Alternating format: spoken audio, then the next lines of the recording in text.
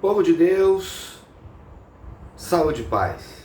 Se Deus permitiu, hoje é quarta-feira, dia 16 de outubro. Pela graça do Senhor, você está me vendo agora depois de um dia de trabalho, de afazeres, de descanso. E pela graça do Senhor eu estou gravando nesse momento. Hoje é quarta-feira, como eu falei, são 10 horas da manhã. E louvo a Deus por poder ensinar a palavra do Senhor. E ontem nós celebramos aí o dia do professor. Fica aqui o meu abraço para todos que em determinado momento das suas vidas ou durante toda a sua história fizeram do ensino uma estrada muito bem caminhada, bem feita, de ensinar as pessoas como estilo de vida, sendo mestres da vida, professores da vida, mas também de várias outras coisas. Como vocês sabem, eu sou casado com uma professora já há 32 anos, a Rosana, e ela é um exemplo para todos nós de dedicação ao magistério, à missão de tirar as pessoas da ignorância. Amém por isso.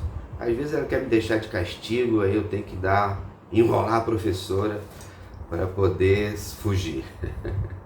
Queridos, no dia de hoje, na nossa reflexão, lembrando que o computador do Gesimar e da Rose ainda não ficou pronto, eu acho que eles vão ter que comprar uma nova máquina, alguma coisa assim. A demora é para tentar salvar todos os arquivos que tinha no computador e depois nós voltamos à normalidade da estrutura dos cultos. No entanto, a gente tem batido esse papo aqui toda semana, sempre trazendo uma reflexão para todos nós. No dia de hoje eu queria falar sobre propósito, que muito se fala, né? Quando Deus criou todas as coisas, Ele fez com um propósito de revelar o seu poder, a sua glória, de fazer com que outras coisas pudessem existir.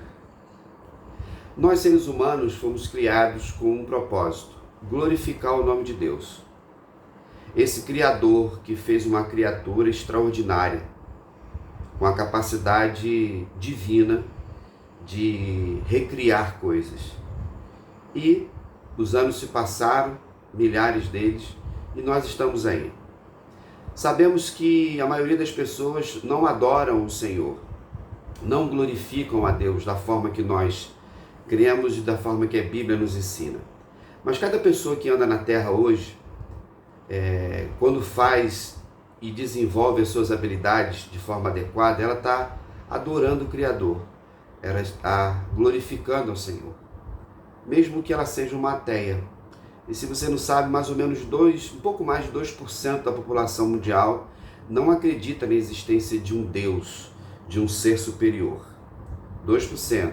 Pouca gente em relação a todo mundo. Outros creem em divindades, ídolos e tudo mais. E nós cristãos, cremos no único Deus, no único Senhor, que criou todas as coisas. Então nós temos um propósito de vida. Mesmo que uma pessoa viva a sua vida sem conhecer Deus ou Jesus, e ele viver de forma digna, ele vai fazer muitas coisas boas no decorrer da sua história. E quando penso em propósito, a gente sabe que para chegar num determinado lugar, ter uma meta, a gente precisa viver o processo. Também o jogo de palavra que a gente faz. Processo e propósito.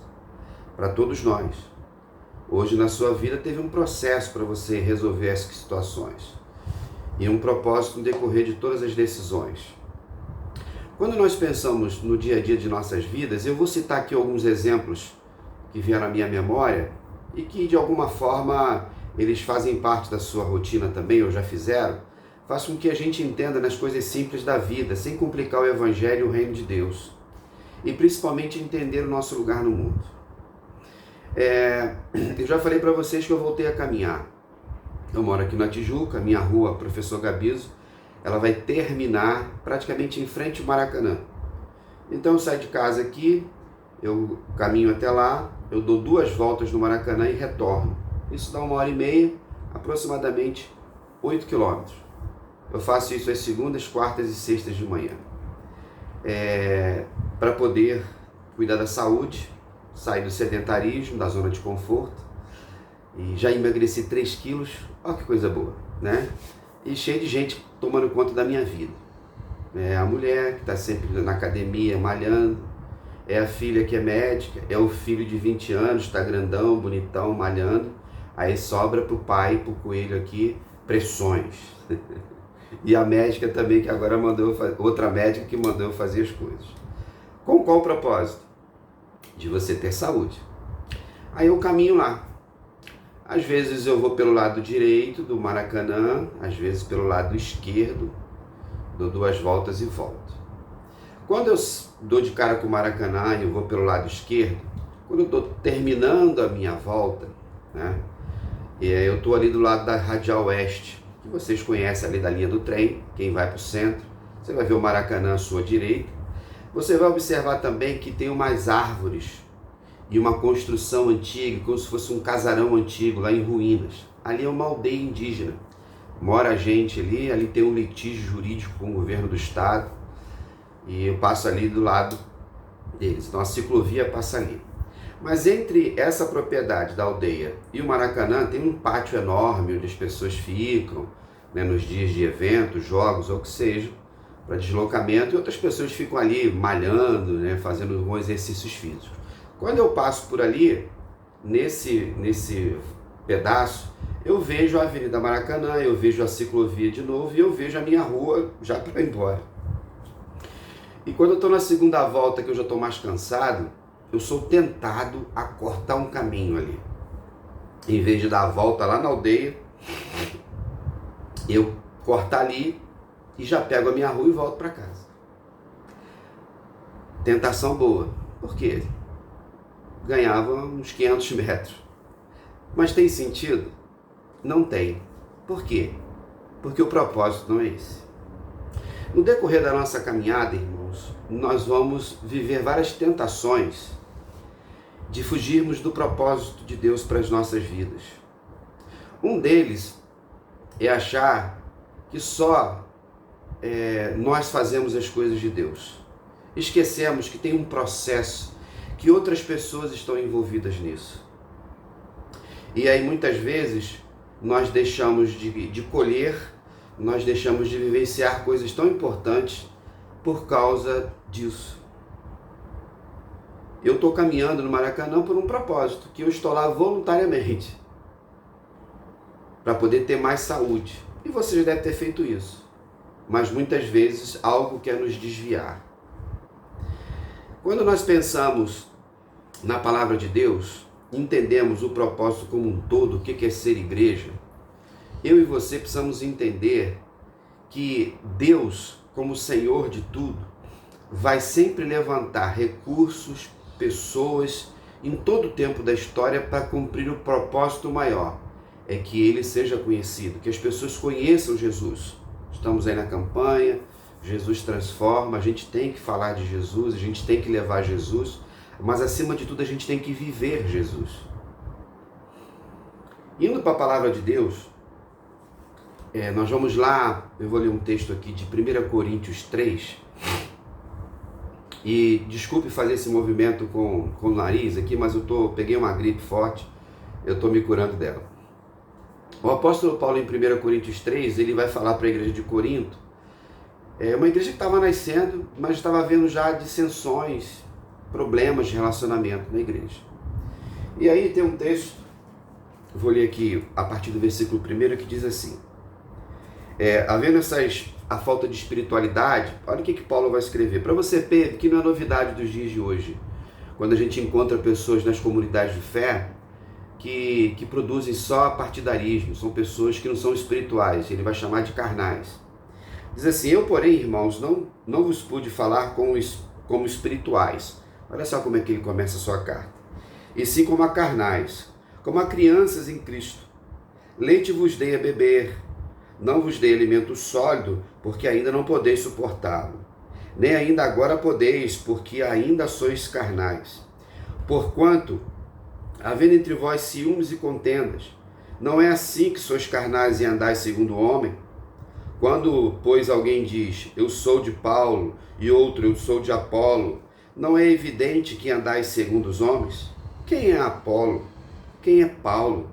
Servos por meio de quem creste, e isto conforme o Senhor concedeu a cada um. Eu plantei, Apolo regou, mas o crescimento veio do Senhor, ou o Senhor deu o crescimento, dependendo da versão. De modo que nem o que planta é alguma coisa, nem o que rega, mas Deus que dá o crescimento. Ora, o que planta e o que rega são um, e cada um receberá o seu galardão segundo o seu próprio trabalho. Porque de Deus somos cooperadores, lavoura de Deus, edifício de Deus sois. Amém? Um texto conhecido nosso, que a gente precisa trazer à memória. Por quê? Porque é Deus que é o responsável pelo sucesso das nossas vidas. Se você está me vendo agora, você está vivo, Deus te permitiu viver. Não tem como. Você pode até achar que não, mas Deus te permitiu viver. E dentro do propósito de Deus, eu e você temos uma data de validade, que só Ele sabe qual dia que vai expirar, que vai acabar. Quando nós olhamos para o reino de Deus, diante do propósito que nós colocamos, precisamos entender que não existe ninguém melhor do que ninguém, em lugar nenhum. O apóstolo Paulo está escrevendo essa igreja, que deu muito trabalho, uma igreja muito vaidosa, de pessoas de narizinho em pé. E quando a gente vai lendo toda a carta, a gente vai ver que os dons espirituais faziam as pessoas se acharem melhores do que os outros. Nada mudou, irmãos. Tem gente dentro de igreja, tem gente na sua família, não no seu trabalho, que se acha melhor que o outro, por causa de cargos, por causa de outras coisas, de benefícios que ela tem. Ela se acha num patamar melhor. E isso é muito problemático. Mas a gente aprende nesse texto simples aqui, que no propósito de Deus, um vai plantar, um vai regar, outro vai colher. Mas quem dá o crescimento sempre é Deus. Não tem como fugir disso. É Deus quem fez a água, quem manda a água pela chuva. Estamos vendo a luta aí. Quem diria que o Rio Madeira praticamente ia secar. Os desafios do Pantanal, da Amazônia. Se você já esteve por lá, já viu as reportagens. Eu já atravessei aquele madeira de caminhão, né, de olhar para um lado lá, dá até medo de atravessar, e hoje as pessoas estão atravessando a pé. Faltou água. A gente pode ter irrigação, pode, mas tem que ter água. E quem dá água é o Senhor. Quando nós olhamos o desafio de regar, depois de colher, é necessário que eu e você entendamos que tudo isso envolve serviço.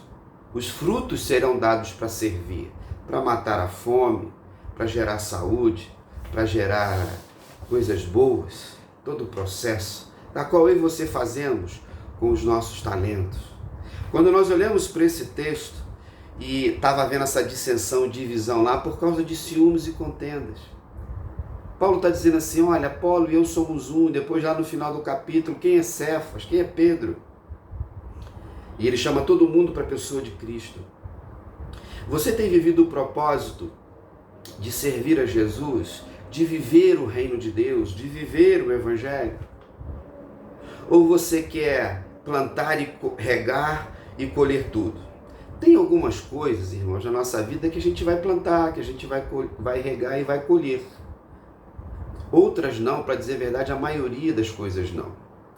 Vou dar um exemplo assim, de algumas coisas que eu sigo nas redes sociais. Eu vou sempre em igrejas, pastores, pesquisando alguma coisa ali, alguns a gente aprende, outros Deus nos livre, tanta coisa ruim dos evangélicos hoje nas redes sociais. Como eu gosto da roça, eu acompanho coisas da roça em modo geral, fazendas, caminhões, porque a gente mexe com caminhão na família, e outras coisas dos meus agrados, assim, naquilo, como você também, do meu perfil. Talvez você já tenha conhecido uma menina aí, lourinha, que ela é lá de Petrópolis, e ela tem uma horta, a família trabalha, planta e colhe. Ela vende ali na feira de Caxias, Jardim Primavera, e ela começou a botar seus videozinhos e ficou famosa aí, né, lá na feira, lá né, a barraca deles, da família, e ela começou a botar o dia a dia como todo mundo aí faz.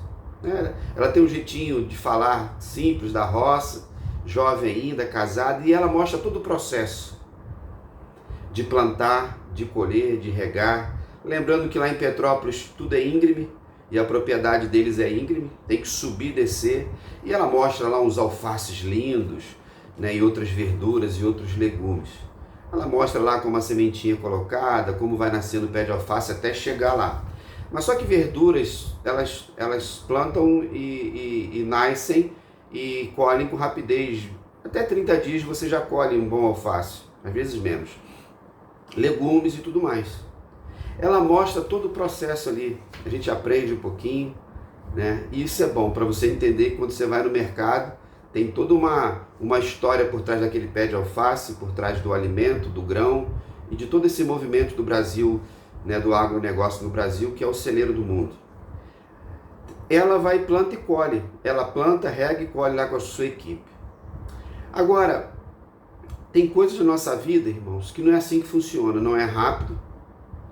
E quando nós vamos para o ambiente de igreja, tem coisas que nós plantamos. A PIB de Cascadura, que é a nossa comunidade de fé, tem 90 anos. Quanta gente plantou, regou e colheu no decorrer ali. Teve gente que plantou coisas e não viu. Né? Tem outras que viram. Eu já vou para o meu 9º ano, né? Tem coisas que que eu plantei que talvez vai florescer com outro pastor que virá depois de mim, quando Deus estabelecer isso. Tem outras coisas que eu colhi e assim vai a nossa vida. A gente colhe coisas que os nossos antepassados plantaram, boas e ruins muitas vezes, nossos pais, avós. Nós vamos plantar coisas que os nossos filhos vão aproveitar. E esse movimento, irmãos, de vida é que faz com que tudo seja sagrado, seja bom. Às vezes somos tentados, como eu falei, de cortarmos caminho e fugirmos do propósito. Isso a gente tem que tomar cuidado para não acontecer. Mas é interessante quando a gente pensa no movimento da criação de Deus. Tem uma fruta que nós conhecemos, eu gosto muito de comê-la. Até a semana passada eu fui no Hortifruti com a Rosana, tinha lá um potezinho lá, eu comprei, que são as tâmaras. Ela vem do Oriente Médio, ela vem da região lá de Israel, de outros países dali. E quando nós vamos para a palavra do Senhor, nós vamos encontrar palavras sobre as tamareiras. E tem um ditado nesse ambiente, nesse meio, né, que quem planta tâmara não colhe tâmara. Por quê? Porque a tamareira, na época antiga, quando uma geração plantava, ela só começava a dar fruto 70 anos depois. Como é que pode? E quem tivesse na geração presente colhendo tâmara, é porque a geração lá atrás, há 70 anos pelo menos, plantou para ela sobreviver. Hoje, com a tecnologia, elas dão frutos aí com 10 anos. Mas você imagina, né, plantar, investir, esperar retorno 10 anos. São os ensinamentos, a sabedoria da criação de Deus. Então, essa menina lá de Petrópolis, né, que planta e colhe verduras e legumes, se ela plantasse a tâmara, só quem ia colher seriam os seus netos. Nós só estamos aqui agora debatendo, ou você me ouvindo, nesse diálogo, né, virtual, sobre o Evangelho, porque no decorrer das gerações, pessoas não desistiram de pregar a palavra. Aqui eu falei sobre Paulo, de Apolo. Apolo era um contemporâneo de Paulo, de Alexandria. Sabemos muito pouco sobre ele, inteligentíssimo, pregador. Trabalhou com Priscila e Áquila, assim como todos os outros. E quando você pensa em 2000 anos, muitas tâmaras foram colhidas, muitos pés de tâmaras foram plantados. E o Evangelho chegou para mim e para você. Por quê? Por causa do propósito. No dia de hoje, nessa noite, ou o dia que você está vendo, você está fugindo do seu propósito? Ou você está sendo egoísta de só pensar em si mesmo, de plantar e colher coisas para você e está esquecendo da geração futura? E que investimento você está fazendo na vida dos seus filhos, seus sobrinhos, netos, na sua igreja? No dia de hoje, irmãos, as pessoas só querem receber bênçãos das igrejas, de Deus, através das igrejas, pulam de igreja em igreja. Impressionante. Enquanto o nosso Deus chama a gente para um relacionamento. Para quê? Plantar, regar, colher. Mas nunca esquecer de que Ele é que dá o crescimento.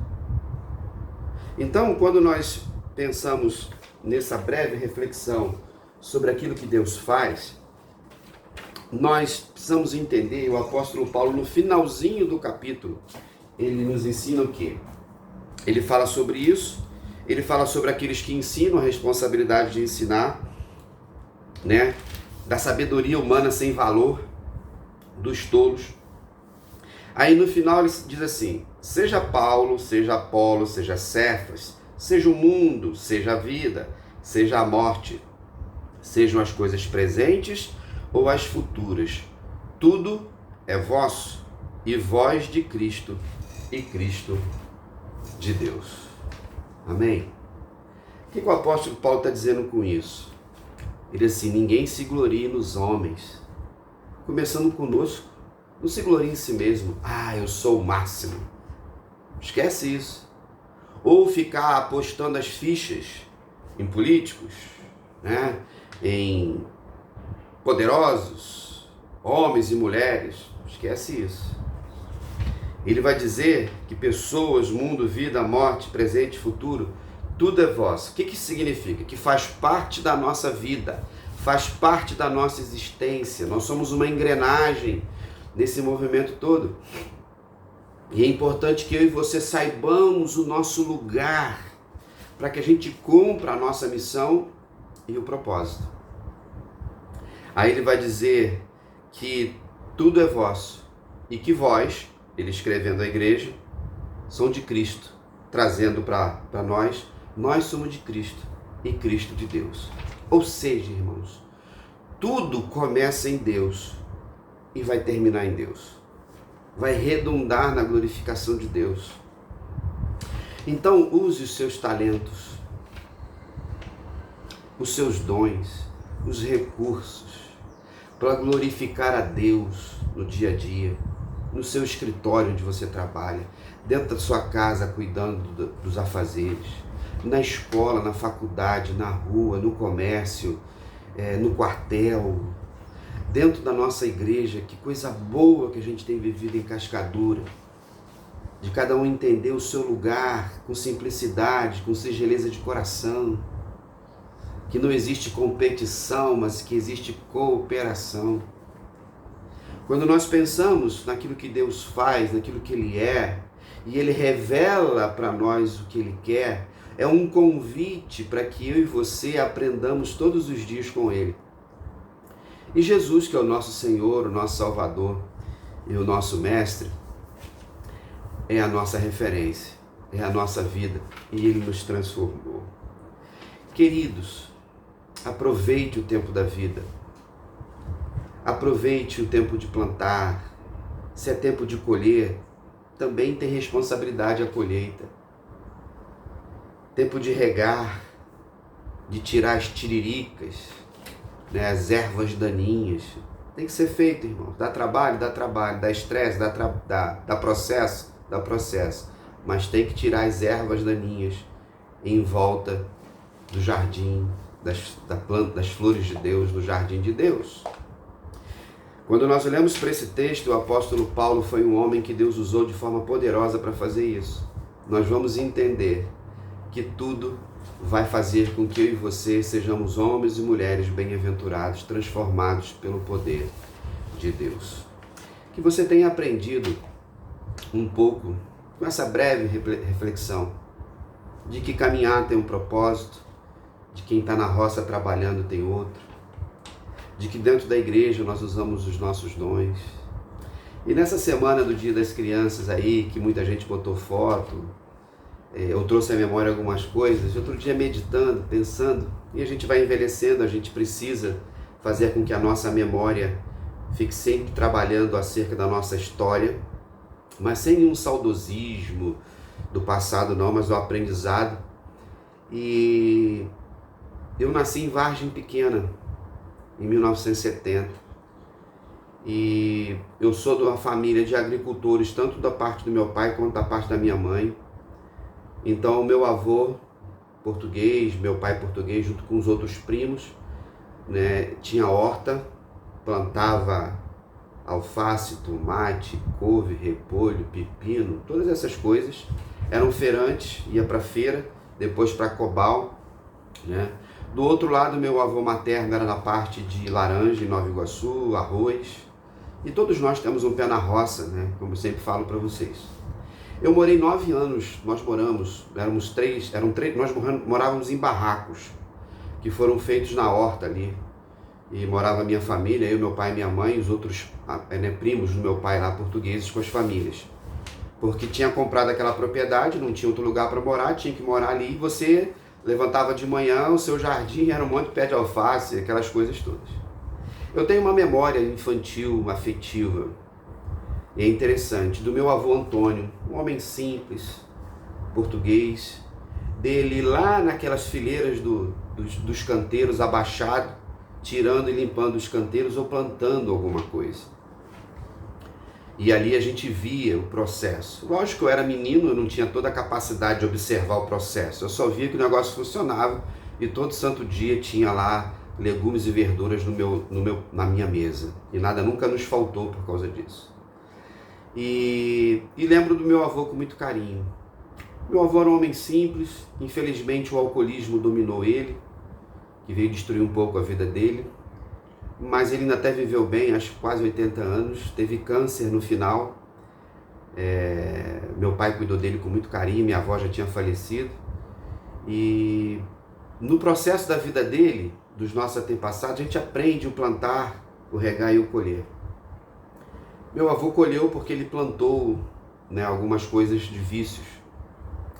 Mas é necessário a gente entender que Deus está sempre dando oportunidades para a gente mudar alguma coisa que precisa ser mudada. Hoje não somos mais crianças, mas às vezes nos comportamos não como crianças no sentido de que Jesus falou, mas nesse sentido, como o apóstolo Paulo diz, de alimento do leite. Ele chama de carnais. Em que sentido é o carnal? É o egoísmo, é a nossa carne, o nosso desejo.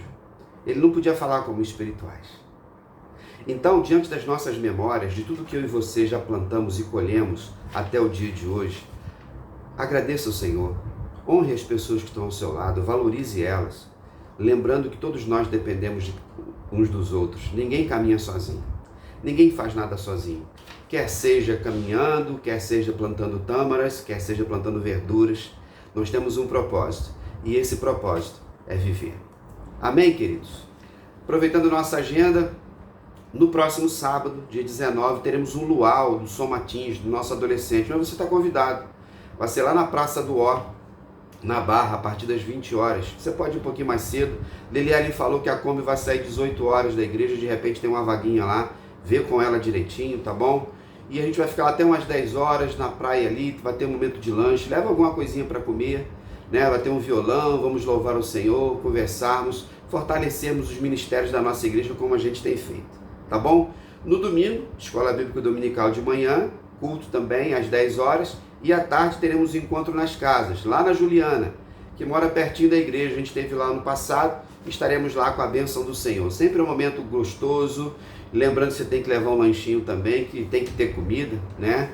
E cada um leva uma coisinha e no final a gente ora, a gente troca experiências de fé, de paz, de lutas, das histórias das nossas famílias, conhecendo um pouco uns aos outros, para que nós possamos abençoar mais uns aos outros. Às vezes no culto é aquela correria, horário para começar, horário para terminar, tem que almoçar, tem que fazer, e às vezes a gente deixa de bater aquele papo gostoso. Tá bom, queridos? Uma outra palavra também, nós estamos em campanha de missões, a carreta missionária que vocês conhecem. Ela estará aqui na PIB do Rio de Janeiro, amanhã, quinta-feira e na sexta, a partir das 9 da manhã até as 20, com serviços médicos, odontológicos, um monte de atendimento, e depois vai ter um culto. Se você não conhece o projeto, visite, vem aqui na PIB do Rio. Eu vou estar lá amanhã, ver se eu ajudo em alguma coisa lá. E já falei para vocês que eu me apresentei para a Junta de Missões para ser um dos motoristas voluntários das 3 carretas que nós temos. Tá bom? E assim a gente vai caminhando um dia de cada vez, segundo a vontade do nosso Deus. Um grande abraço, fique na paz e até lá. Tchau!